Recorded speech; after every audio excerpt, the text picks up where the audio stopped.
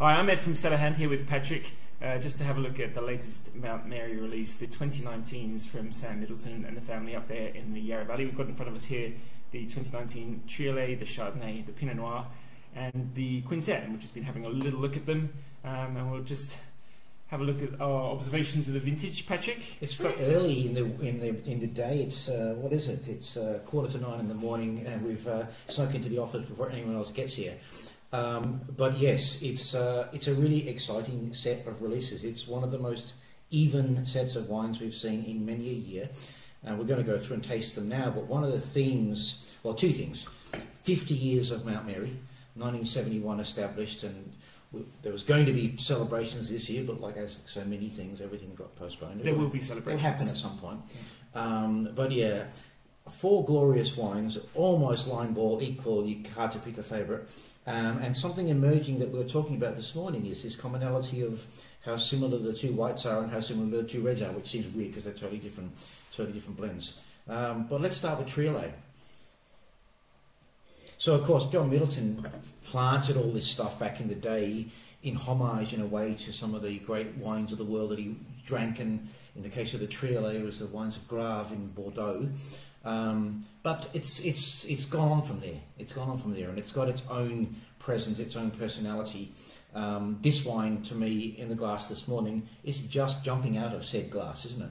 Yeah. We're just talking about the. I mean, this has been a thing, I think, for Triolet for a long time, but just a real openness and integration of everything. You don't really think of a blend, I don't think, when you taste this wine. Everything just moves seamlessly as one. Really zesty. Quite citrus lifted florals as well on the wine, and it just looks so complete at such a young time as well. It's so cliched to say, but it tastes more of Mount Mary than it does of Sauvignon Blanc, Semillon and Muscadel, whatever that brings to the mix. It's always a little bit of a mystery, but yeah, it's got this real presence of, it reminds you of previous vintages of that wine, and it's one of the great things you can say about the Mount Mary wines generally, is this sense of place that they bring. Yeah, you know, and you talk about those sort of, I guess those aromatics, like I say, the florals, the citrus notes, sort of lemongrass, basil, sort of herb notes. But more than anything else, it's kind of all melded into one, and I think a huge thing in this wine is also the texture. It's just so, I'm not sure I like the word smooth, but it's just so tranquil the way it travels across the palate. Everything just melds really nicely into one. Really zesty up front, really zesty on a really long finish as well. But just so, yeah, flowing and tranquil on the palate, just so confident. And it feels like a very light, delicate imprint that you get, but then with all that underlying power and strength. And I think that's a real unifying thing through the wine. And it feels like it's in the zone, good to go already, this wine. Yeah. You know, we talk about it often being taut and linear and racy. It is, it has that drive to it, but it's got all this lovely flavours already kicking around. You'd very happily sit on that now as a young wine, drink it the rest of the bottle today. We may well do that. Or it's something that you could, again, cellar for a long time, as long as you wanted to. Yeah. Chardonnay. So Mount Mary Chardonnay has never been scared to taste like Mount Mary Chardonnay. It's never been embarrassed about having flavour. It's always looked for freshness, and it's always had this sense of minerality and drive to it. And in 2019, even though situations were, you know, in terms of vintage, as it got into the January and February part of the vintage, it was a warm season, no getting away from that. It's managed to capture all of those things. Yeah, and it's also not afraid of being delicious. It's probably the first thing that springs to mind about the wine. It's so, again, really composed as a young wine, and it just sits so comfortably and so confidently on the palate. It's got the power, but it's real underlying power to it, because on the palate, again, it skips really nicely, lovely length, and just like with the Triolet, just all those pieces just really nicely melded together. Sam Middleton's obviously doing an awesome job in the cellar, but there's no really obvious sense of winemaking that you see there. It's not really flashy. It's not really. There's not loads of winemaking artifacts. There's pure fruit. Okay, there's a hint of struck match just in the background somewhere. There's oak there as a bit of a framework, but you're not really looking at it and saying there's any particular oak character. If anything, it draws you back to the previous wine in terms of drive and zest and focus and minerality and just ready to go zinginess, if that's the thing. Yeah, totally agree. I think all those winemaking notes would definitely, they're almost things that occur to you after you're wondering where those flavours might be contributed from. But first and foremost, the fruit just really sings, and it's the lightness of touch as well on them. I think they're just allowed to just travel. Very, very even wines. There's not anything that juts out about those in any way. They travel really strongly across the palate, and I guess where the intensity is coming out is more through the length. Yep. It's just a really long, even draw that travels as you'd expect from such quality fruit, really long through the palate. Lovely wine, and in a screw cap, if you could bear to cellar it for a long time, it will really reward you. Pinot Noir. Pinot Noir is a funny one with Mount Mary. It's usually it's the smallest make. In the scheme of things, sometimes it's the most talked about wine. Often it gets all the high raps and all that sort of thing. Often as a young wine it's very, very primary. Less so this year. It looks like it's got exoticness and spice and interest and alluring, almost Burgundian things going on already. Is that out of 2019 vintage, do you think?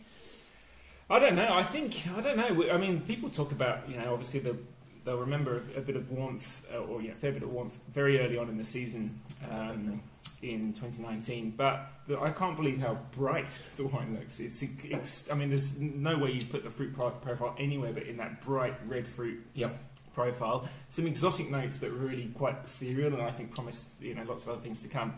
But the impression again, that just that effortlessness, it feels so confident in.